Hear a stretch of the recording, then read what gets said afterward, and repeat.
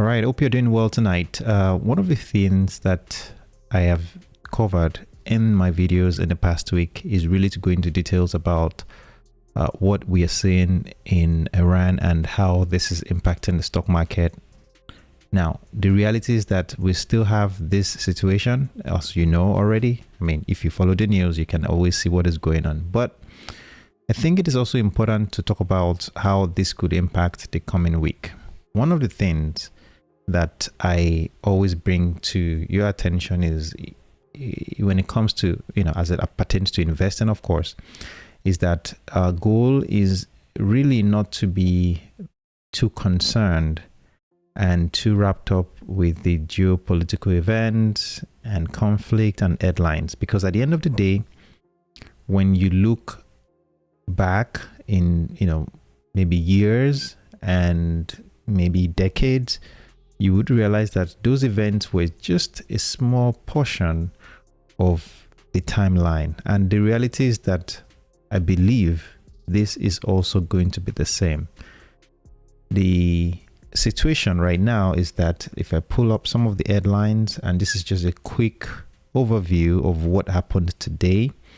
On March 7, 2026, we had intense ongoing strikes by Israel and the United States against Iranian targets intensified, with explosions reported in Tehran, including a major fire at the Shahran oil depot.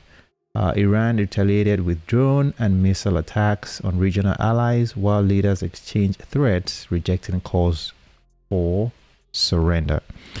And this is not new, okay? And this is also expected because, as we all know, Iran is never going to give in, and the United States and Israel will not stop until they, break Iran. And not to get political here, the goal of this is not to talk about who is right, who is wrong, and stuff. That's not my goal. That's not my duty here. But my goal now is, how do we prepare for the coming week? How do we make sure that whatever we are doing to prepare ourselves for, whether it's our retirement, whether it's long-term investing, or whether it's also short-term investing, right? The goal is to stay consistent with that plan, right? We stay grounded in that plan. By the way, if you're new here, welcome. If you're a returning subscriber, thanks for coming back again.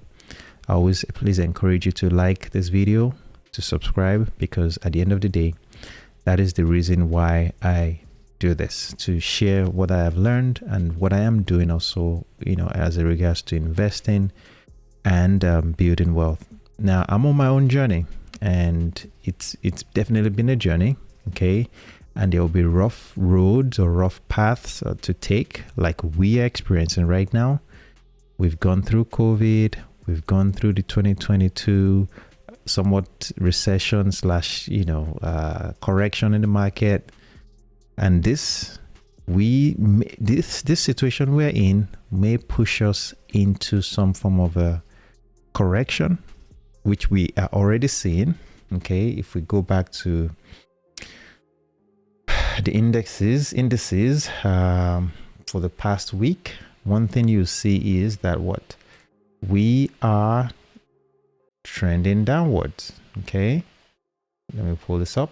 What you see here, if we go 5 days, the Dow was down 1,292 points, and it's down negative 2.6%, 2.65%. Okay, if we go 1 month, it's down about 5%. Now, 6 months is definitely going to be green because we're still looking at some of the gains from last year. But the reality is, this is what all these indices are showing right now. And let me open something up here so that you can see. If we go back to our favorite stocks also, the same stories, right? If I pull up Amazon here and I do 1 month, this is up just 2%. Let's see Google. Google should be up as well. Actually, it's down 7.9%. Let's see, Microsoft definitely down, that I know. past 1 month down 1%, but it's been coming down since last year, as you can see, 17%. Let's see Nvidia, let's see what that shows. Let's do 1 month. It's down 6%. Tesla, I'm sure, is down as well. All the big tech companies, they're down. And our goal is to think long term. One of the important problems that this is leading us to, this situation we're in currently with Iran, is what? The impact with increased oil prices and report of significant damage to Iranian military and infrastructure sites. But you see, this increase in oil prices is going to be the problem that we are going to experience, and definitely will impact the market near term. And I say near term because if they open the Strait of Hormuz, as we know, then of course things would quickly go back to normal. But we don't have that timeline in mind. We don't know when that would happen. And as long as this continues to drag out, we will continue to see a very volatile stock market. Now, one thing that I would say is, if I pull up, let's do this one here, right? Let's do the Dow, and let's find the Dow here. If we pull up the Dow and we say 5 days, okay, as you can see, this step climbs here, right? They'll step descending kind of stair shape pattern. What we are seeing now is that we're, the Dow made about 50,000. I believe that was in January, and since then it's been coming down. See, that was actually February as well, yeah, between January and February, and it's been going downwards and downwards and downwards. And these are opportunities here. You see, this is getting cheaper. The market is getting cheaper for us, and that's what we want. We want a cheaper market so that our money can go further, right? Same thing with S&P 500. If we go back 1 month, similar pattern as well. And you can see, since this situation started in Iran, that's when we are seeing this. We've been seeing this, I would say, sell-off. Okay.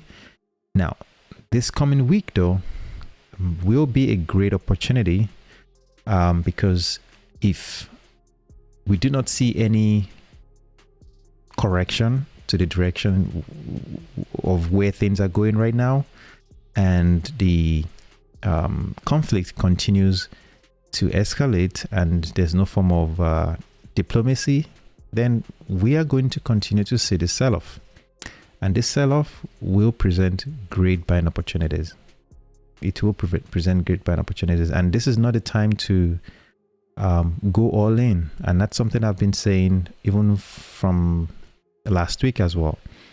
What I am doing right now is, if you're thinking of buying your favorite shares, your favorite stocks, ETFs, mutual funds, things like that, or if you have been doing that, let's say you're the type who invests a certain amount every week or a certain amount every month, what I would do now is to actually up that amount. When I say up that amount, so if you do, let's say 5% of your paycheck, this is the time to put it to about 7 or 8%, because you're actually buying more shares at a cheaper price.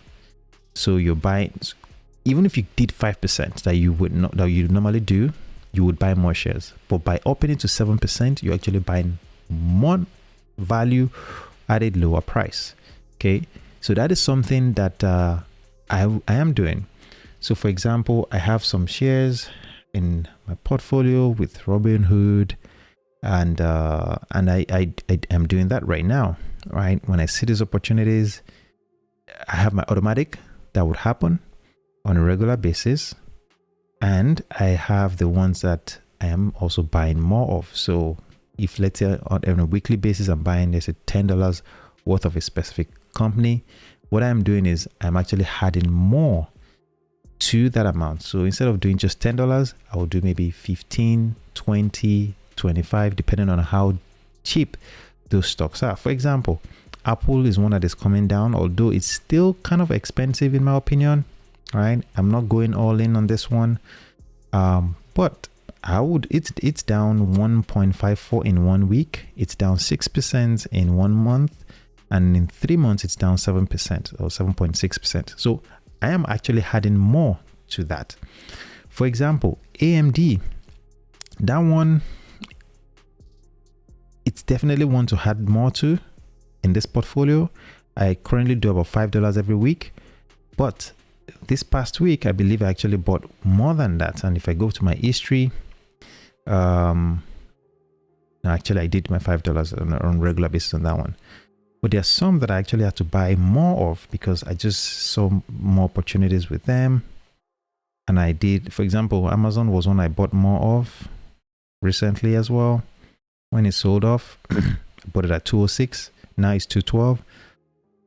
So the point here is you don't have to wait until your automatic buys kick in. What you can do is you can actually go in there and buy more of those shares when you see those opportunities. And that is what I'm doing right now. And I would continue to do that, especially as these opportunities come up.